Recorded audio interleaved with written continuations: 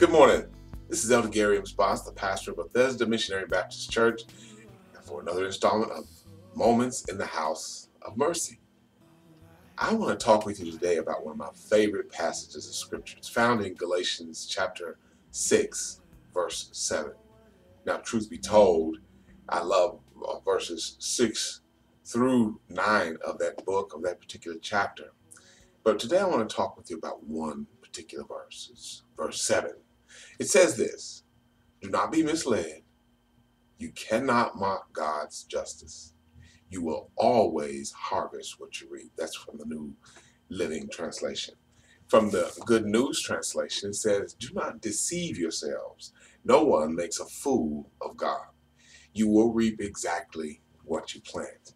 And then again, from the King James Translation, here's what it says: be not deceived. God is not mocked. For whatsoever a man soweth, that also shall he reap. Now, the reason why I love that particular passage of Scripture is that it shares with us that you are going to get back what you give. But there are three important laws that govern sowing and reaping. And these laws are important. I want to share them with you today.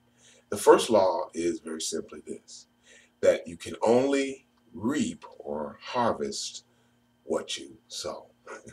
You cannot sow apples and expect oranges, which means you cannot sow hatred or discord, malice, confusion, and get anything but what you already sown. So if you have a bad attitude, guess what you're going to get back? A bad attitude. You can only reap what you have sown. That's the first law. The second law is this, which is so deceptive. This is why people get confused, get trapped in these negative behaviors, negative actions, thinking that they're going to sow something and reap something different. It's because there is always a season between sowing and reaping. That's the second law. There's always a season between sowing and reaping. And that season may be months, years, or even decades. See, the reality is that, number one, you can only get back what you give. You can only reap what you sow. But there's also a season between when you sow that thing and when you reap as a result of it. So in that period, in that space of time between sowing and reaping, you feel as though perhaps there are no consequences for my actions, but the reality is consequences will catch up to you, and that is a crazy reality of life. So that's the second law of sowing and reaping, and that is that there's always a season between sowing and reaping. Number one, you only get back what you give. You only reap what you sow. And number two, there's always a season between them, which can deceive you into believing that there are no consequences for what you have sown. But on the more positive side, you can also sow blessings and love and care, understanding, grace, and forgiveness. And then you can be deceived as well, thinking that there is no thanks, so to speak, for the work that you have done. So don't be deceived on that end as well. The third law of sowing and reaping is very simply this: that when you sow, you need to be mindful of the fact that whatever you have sown will come back to you in multiples. If you cut open an apple, you'll find in that apple 5, maybe 6 or 7 seeds. But if you take a seed and plant that one seed in the ground, you will get back thousands of apples.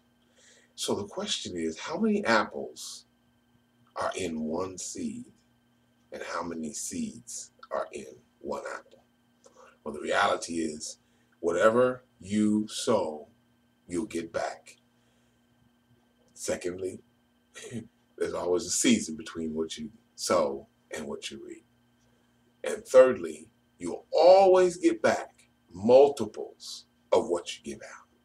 And that is frightening on the one hand, depending on what you sow, but exciting on the other if you sow the right things. Thank you for listening. I'm Elder Garry Spotts with this installment of Moments in the House of Mercy. Remember, Be not deceived, for God is not mocked. Whatsoever you sow, that also shall you reap. A season and multiples. Visit our website. It's getting ready to show up right here. And I'm so glad to have you come and visit with us at Bethesda Missionary Baptist Church at 3115 Southern Avenue in the heart of Park Duval. I'm Elder Garry Spotts. Thank you for listening. God bless you. Have a great day.